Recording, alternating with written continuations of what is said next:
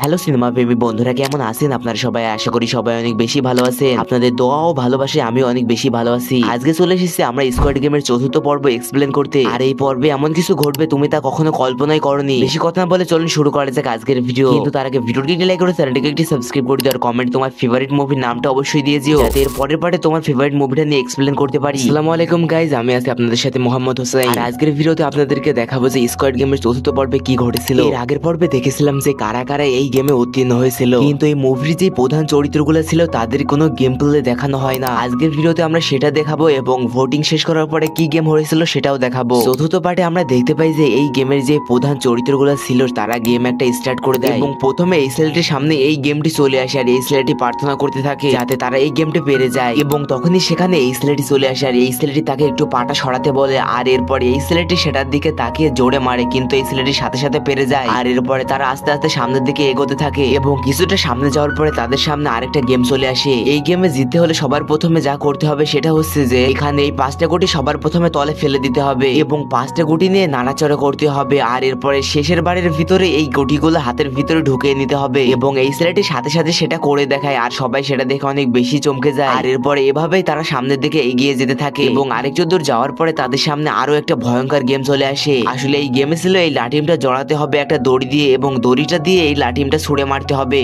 আর যদি লাঠিমটা ঘুরে যায় তাহলে এই গেমটা তারা শেষ করে দিতে পারবে এখানে, আর যদি না ঘুরে তাহলে তারা আরেকবার চেষ্টা করতে পারবে। এবং তখনই সেখানে এই লোকটি লাঠিমটা জোরে মেরে দেয়, কিন্তু প্রথমবার এই লোকটি লাঠিমটা ঘোরে না। এরপরে এই লোকটি বলে এখনো অনেক বেশি সময় আছে, তুমি তাড়াতাড়ি করে চেষ্টা করো, আরেকবারে তুমি পেরে যাবে। এবং এরপরে এই লোকটি আবারও লাঠিমটা নিয়ে আস্তে আস্তে পেছনে চলে যায় এবং এরপরে এই লোকটি জায়গা নিয়ে নেয় আর এরপরে অনেক জোরে মারার পরে লাঠিমটা আবারও ঘোরে না। আর এরপরে তারা অনেক বেশি ভয় পেয়ে যায়। দ্বিতীয় পার্টে হয়তো আপনাদেরকে বলেছিলাম যে এই লোকটি হচ্ছে এই গেমের প্রতিষ্ঠাতা। এই লোকটি এখানে এসে মুখোশ পরে গেম খেলে বেড়াচ্ছে এবং সবাই মিলে আবারও পেছনে চলে যায় আর এরপরে আবারও লাঠিমটি ঘোরাতে থাকে আর এরপরে আস্তে আস্তে সামনের দিকে যেতে থাকে এবং তৃতীয়বারের মতো এই ছেলেটি পারে না আর এরপরে অনেক জোরে জোরে এই ছেলেটি চিল্লাতে থাকে এবং শেষবারের মতো চেষ্টা করার পরে এই ছেলেটি পেরে যায় আর এরপরে সামনের দিকে আগাতে থাকে এবং তারা আজকের মতো এখানে উইন হয়ে যায় এবং পরের পার্টে যাওয়ার জন্য তারা অংশগ্রহণ করে এবং দেখতে পাই যে আবারও তাদের সবাইকে একটা ঘরের ভিতরে বন্দি করে রাখা হয়। আর এরপরে আবারও ভোটিংটা স্টার্ট হয়ে যায় এবং ভোট দিতে দিতে আবারও বাম পাশের দিকের ভোটের সংখ্যা বেশি হয়ে যায়। আর এরপরে এই ছেলেটি আবারও অনেক বেশি হতাশ হয়ে যায়। এই ছেলেটি ভাবতে থাকে যে আমাদের হয়তো বা আর বাড়ি ফিরে যাওয়া হবে না এবং একদিন অনেক বড় একটা জায়গার ভিতরে সব খেলোয়াড়দেরকে নিয়ে চলে আসা হয় এবং তারা একটা গোল মেশিনের উপরে উঠে পড়ে